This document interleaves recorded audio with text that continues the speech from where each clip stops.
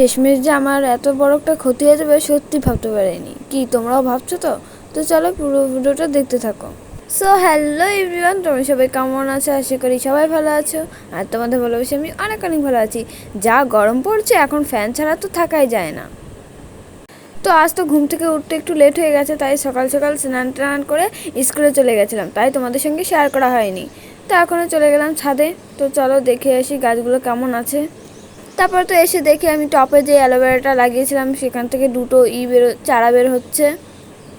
তো ফিরি ফিরি আর একটা নয়নতারার চারাও পেয়ে গেলাম আমি।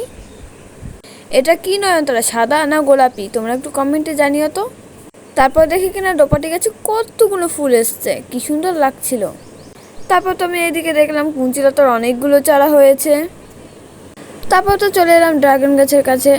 তারপরে এসে তো মনটা একটু খারাপ হয়ে গেল, কারণ দুটো ফুল বেঁচেছিল আর দুটো ফুল না এরকম হলুদ হয়েছিল। তো কি করব, ফুল দুটোকে না ফেলেই দিলাম, নষ্ট ফুল দুটোকে। দেখো কত সুন্দর সুন্দর কড়িগুলো হয়েছিল, এখন না দুটো নষ্ট হয়ে গেছে। এই যে হচ্ছে আর একটা, এটাকে আর ফেলবো না, ওটাই থাক, পরে ফেলে দেবো। আর এটা ফেলে দিতে হচ্ছে, মন খারাপ করে কি হবে। তো চলো, দুটো তো বেঁচে আছে। So tata.